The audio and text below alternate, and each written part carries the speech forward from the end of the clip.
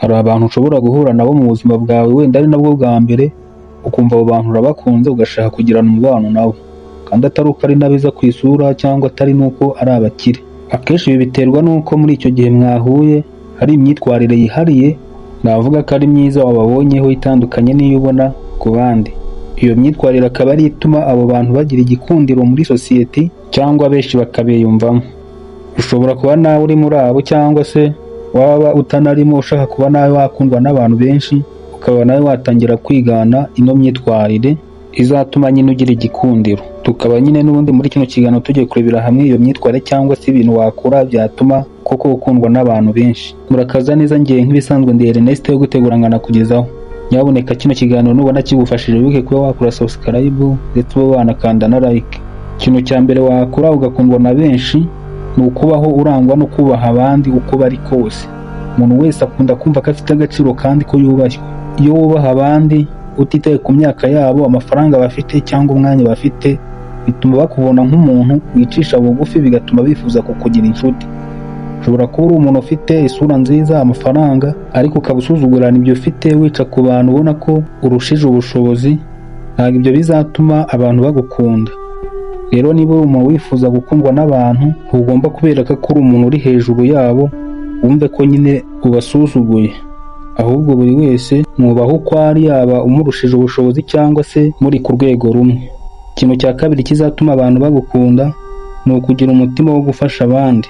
Niba uri umuntu ufite umutima wo gufasha abandi cyangwa kwigomwa, uri umuntu udasanzwe kuko benshi muri kino gihe ntibakigira uwo mutima w'ubugwaneza. Bisobanuye yuko ari nka cya gihe hari nk'abantu ubona ko baba bakeneye ubufasha, nyine koko wakwitegereza ukabona ko babukeneye, wenda ubwo bufasha bukaba ari nk'ubw'amafaranga, ibindi bintu cyangwa se n'inama zabafasha nko kwiteza imbere cyangwa se guhindura ubuzima. Wowe icyo gihe ukumva ko ari nk'inshingano zawe, kuko nyine uba wifitemo ikintu cy'impuhwe cyangwa utifuza kubona ubuzima bw'umuntu bumeze nabi.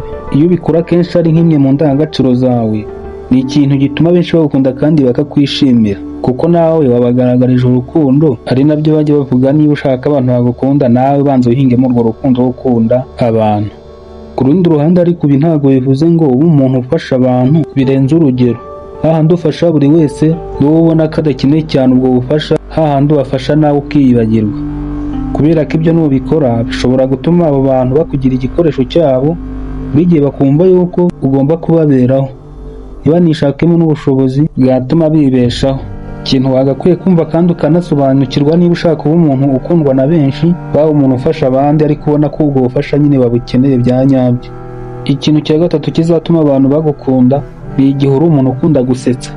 Mu gihe uri umuntu ufitemo impano yo gusetsa cyangwa nyine uri umuntu ukunda gutera sitori zisekeje, abantu bazagukunda bifuze kuba iruhande rwawe igihe cyose. Ubona ko muri iyi minsi abantu benshi baba bafite stress n'agahinda baba batewe n'ibintu bigiye bitandukanye. Nyine abo bantu akenshi bakaba bakeneye nk'abantu basetsa kugira ngo biyibagize. Iyo rero uri umuntu ukunda gusetsa, abo bantu baba bakubonyeho nk'amazi yo kunywa. Uzabyitegereza neza abantu bakoresha social media bavuga ku bintu bisekeje cyangwa se comedy, baba bafite abantu benshi babafana bakurikira kurusha abandi bakora izindi content zitandukanye. Ushobora kuba nawe bifitemo iyo mpano yo gusetsa ariko ukaba utayikoresha. Ni byiza rero gutangira kuyikoresha vuba niba wifuza gukundwa n'abantu benshi. Ikindi kintu kizatuma ukundwa n'abantu benshi nacyo cya kane, ba umuntu utuje nta rusaku ruri muri wowe. Ibi bivuze yuko iyo uri umuntu uzi kugenzura amarangamutima yawe, ibitekerezo byawe, amagambo yawe, bituma ugaragara nk'umuntu w'umunyabwenge. Kandi iyo uhisemo kuba umunyabwenge, buri wese yifuza kuba yakugira inshuti. Uzabyitegereza umuntu ukunda kuba afite urusaku muri we, agira amagambo menshi cyangwa ubona ko ari wa wundi uhora mu bibazo byerekeranye n'imibereho ye cyangwa se mu bibazo bijyanye n'amakimbirane hagati ye n'abandi, uwo muntu benshi baramuhunga. Impamvu yo kumuhunga ni uko babona ko nawe ubwe atikunze cyangwa atari kwiremera amahoro muri we indani. Urumva rero nta muntu uzaza kugushakishaho ayo mahoro nawe utayibanje. Ntabwo bisobanuye yuko utagomba kugira ibibazo mu buzima bwawe. Oya, ibibazo bimeze nk'igice cy'ubuzima bwa buri wese. Igihe bishakiye biraza, ariko nabyo bigaterwa n'ibyo ari byo. Hari nk'ibibazo ushobora kwikururira wenda nk'igihe ukunda kwishora mu bintu bijyanye n'amakimbirane cyangwa gushoza intambara muri bagenzi bawe. Ariko muri rusange nta muntu utagira ibibazo cyangwa ibituma ahangayika, cyane cyane nka byo bibazo umuntu ashobora kugira ku giti cyiwe cyangwa se mu mibanire hagati yiwe n'abandi. Gusa nubwo twese dushobora kugira ibibazo, ariko itandukana nuko buri wese afite uburyo abyitwaramo. Niba rero nawe uri umuntu udakunda gutuza, utajya ubasha gukontorora ururimi rwawe, ari nako usanga ukunda kwishora mu makimbirane, cyangwa ukaba uri umuntu ukunda guhora usuherewe kubera ibibazo bikubaho ntubashe kubyakira ngo ubigenzure, menya ko nta muntu uzakunda kuba yakwegera ngo wenda abe yanakugisha n'inama, kuko nyine abenshi bazagutinya cyangwa se babone yuko nta n'ikintu cy'ingirakamaro bagukuraho. Ubwo rero ugomba kwinjiza mu buzima bwawe ibinyuranye n'ibi, ukaba wa muntu ubasha kugenzura ibyo uvuga, amarangamutima yawe, cyangwa n'ibibazo byose ushobora guhura nabyo niba ushaka gukundwa n'abantu benshi.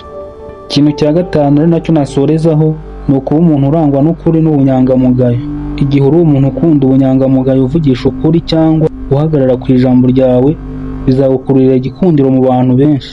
Ariko niba mu buzima bwawe urangwa no guhora ubeshya uryarya abantu, ukunda guhemuka, menya ko abantu batazifuza kugirana umubano nawe, kubera ko nyine nta cyizere uri kubaka hagati yawe n'abo bantu, nabo nta mwuka wo kwiyumvamo bazakugaragariza. Uzanabyitegereze neza nk'igihe hagiye no gutorwa umuntu uhagarariye abandi ku mwanya runaka, ni uko uwo muntu aba bagiye kumutora baba bamuziho ikintu cy'ubunyangamugayo, icyizere, disipurine, hakiyongeraho wenda n'ubwenge bwiwe yifitiye. Akenshi nyine ibyo bintu uko ari bine bikaba ari byo biba nk'ikita rusange nyine gituma umuntu atorerwa kuyobora umwanya runaka, wenda n'ibindi bikaza hanyuma. Niyo mpamvu niba nawe rero ushaka abantu bagukunda bakakugira icyizere, hinduka umuntu w'inyangamugayo, urangwe n'ukuri, ndetse hiyongereho na disipurine yawe. Akantu nasorezaho ni uko ibi byose navuze haruguru bituma abantu benshi bagukunda. Hari abatazabigukundira ahubwo banabikwangira bitewe n'uko nyine ariko bateye, imitima yabo imeze gutyo. Utumva mvuga gutyo wenda waragaragaje no myitwarire cyangwa se n'indi tutabashije kuvuga, kandi ugasanga hari uruhande rw'abantu batagukunda, bakaba bashobora kuba barakwanze ari uko wari utangiye kugaragaza bino bintu cyangwa iyi myitwarire. Menya ko atari abantu bose 100% bazagukunda, nta muntu ukundwa na bose, iryo ni ihame kandi uryumve. Gusa nyine nugerageza kwinjiza mu buzima bwawe no myitwarire, abenshi bazagukunda mu bantu bakugaragiye. Wakoze cyane iyo wakurikiye kino kiganiro, niba kigufashije ntugende udakoze subscribe, like, we watanga n'igitekerezo cyawe muri comment. Dusubire mu kiganiro gikurikira.